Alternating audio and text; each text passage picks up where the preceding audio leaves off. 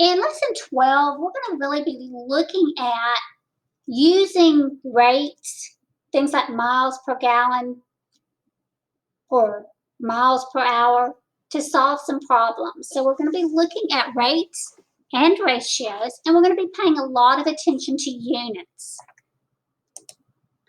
It says many cities and states have banned texting while driving because it is dangerous. But many people think that texting for a few seconds is not harmful. Suppose you're driving 45 miles per hour and you take your eyes off the road to answer a text.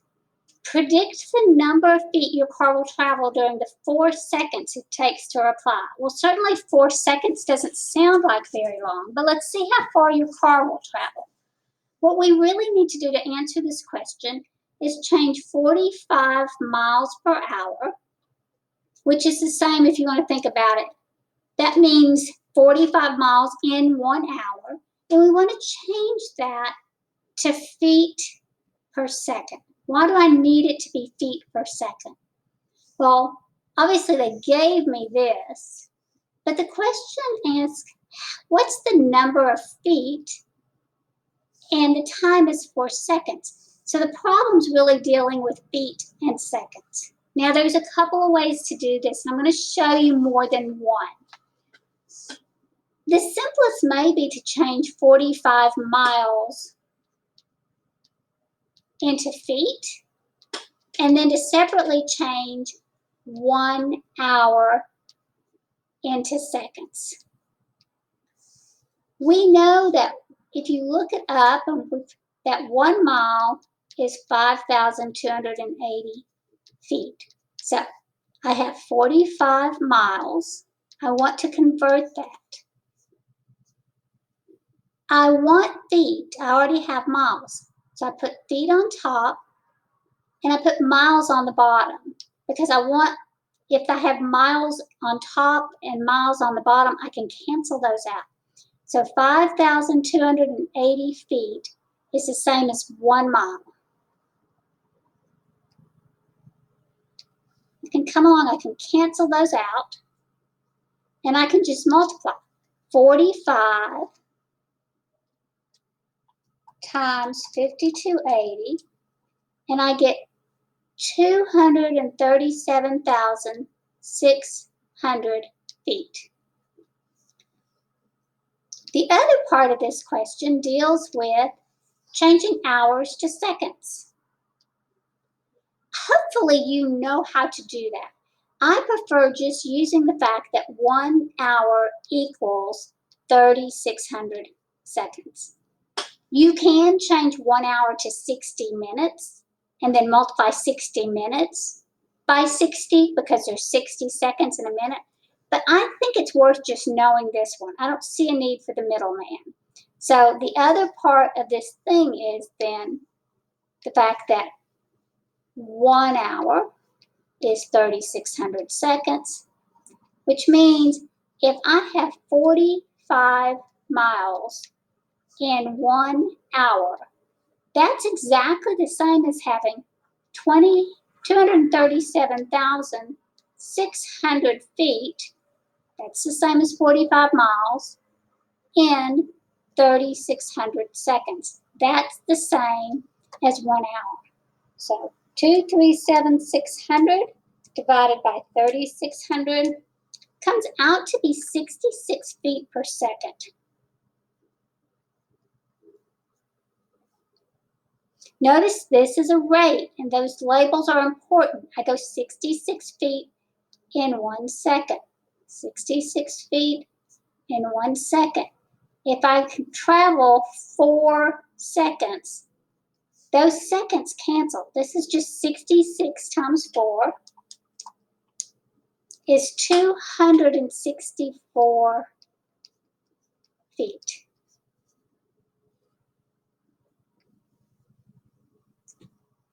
This method where we type the labels, that's called dimensional analysis, and it's a really great way to do it. All right, all of this just says we're going to be looking at units and unit conversions so that we can change one rate to another rate. It says to check your prediction, begin by setting up only the units, no numbers that are needed to convert from miles per hour to feet. All right, we are starting with miles per hour. We've got to do some changes. Let's change the miles first. I want miles to be feet, so that's going to become feet over miles. That way miles will cancel. Notice if that's all we did, we'd get the number of feet per hour. But we want feet per second. So we put the unit for hours on top, seconds on the bottom, and you can see when we get done, this will come out being feet per second. Now that's doing the whole thing in one step. Now look what they did here. They started with the miles per hour, and then they multiplied by minutes per hour. This has to be wrong because, see, these don't cancel out. Hours times hours is hours squared. That's not what we want. Same thing here. They've got miles and they've got miles. Miles times miles are not going to give you feet. So these units don't make sense. Okay. If we were going to do what they did, we would start with miles over hours times, if we want to use minutes and hours, we can. We can say that 1 hour and then 60 minutes.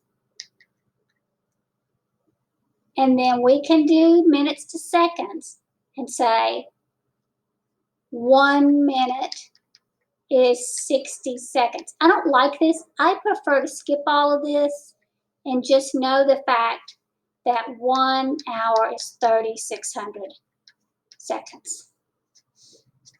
Okay, let's move on. Place your numbers into the setup and simplify. Let's just do it step by step. 45 miles,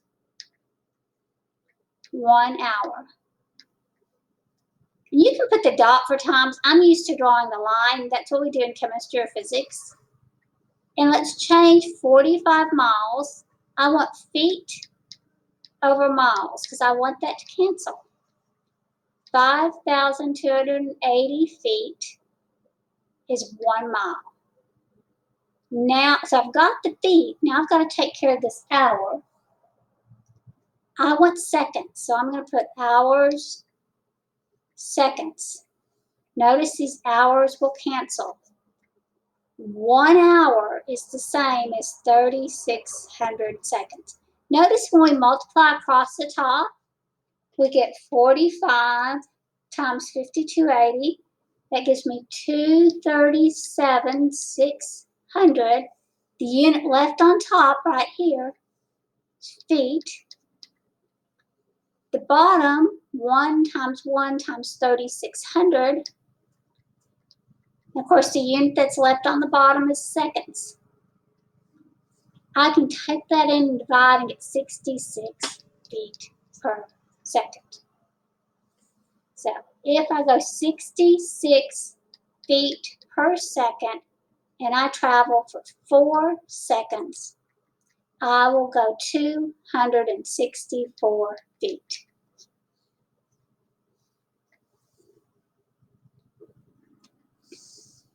It is supposed that most text responses take between 2 and 6 seconds. Incorporate this information. I'm going to keep the 66 feet per second.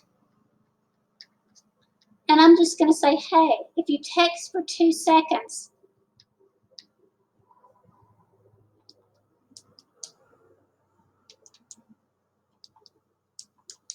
you might only go 132 feet. It may not seem that far, I don't know. But if you take longer, because honestly, in 2 seconds, you can't say much.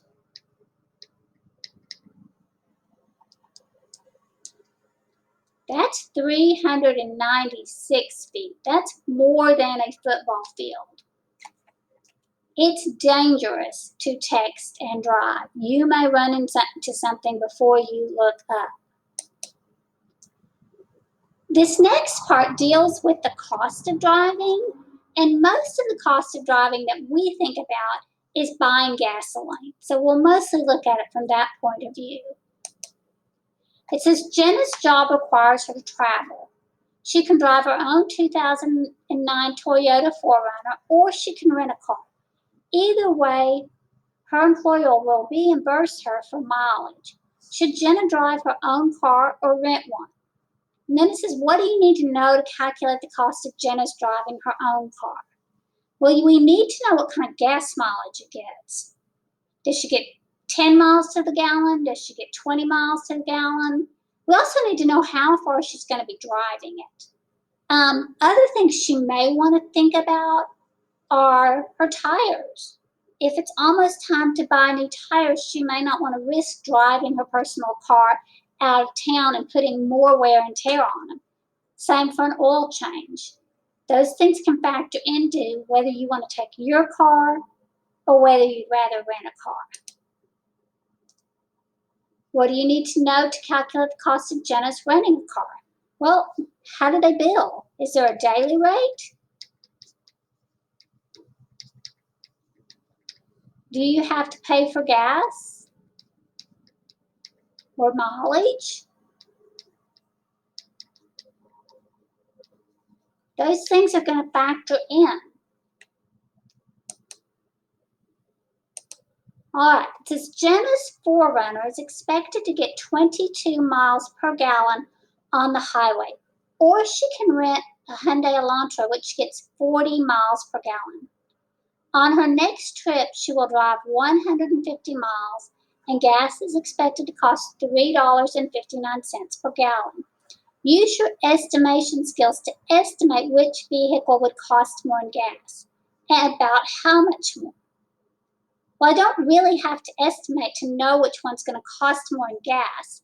The 4Runner gets 22 miles per gallon, but the rental car, the Elantra, can get 40 miles per gallon.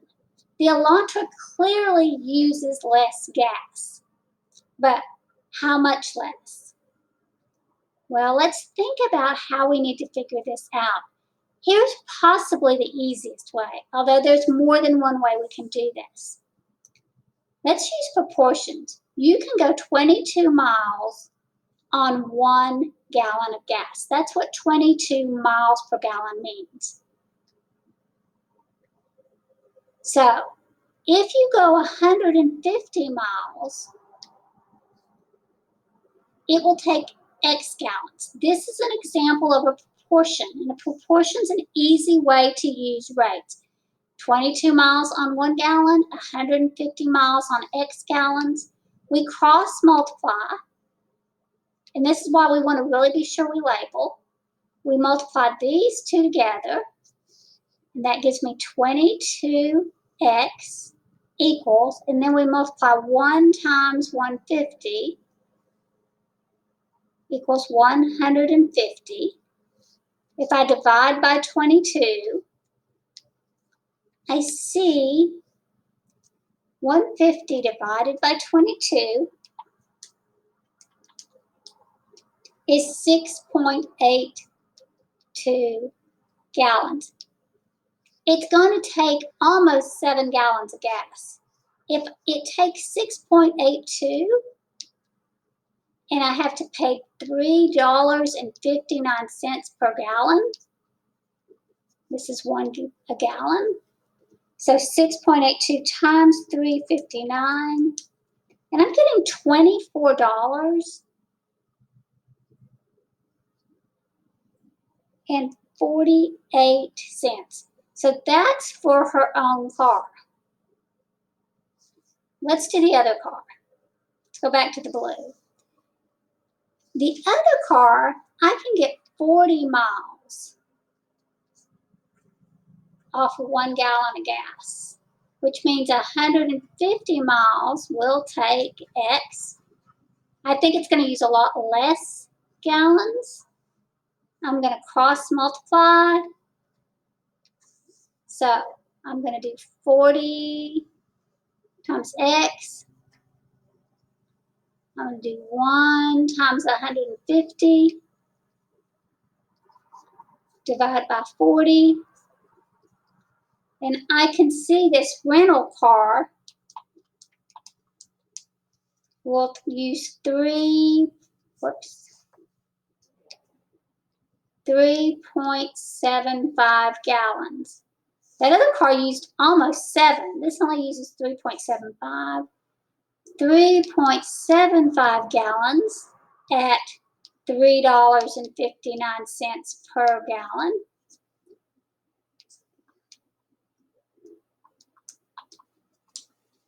Only cost about $13.46 in gas. So you can see it's going to save you about $11 in gasoline. It's definitely cheaper in terms of gasoline to use the Elantra. It's going to take less gas. This is the problem we just solved. It says, what is the total cost of the Elantra if rental is $98.88? So we've got the rent. So they're obviously charging a daily rate of $98.98. Now we need to figure taxes. Plus tax, which is 15.3% or 0.153 times $98.98.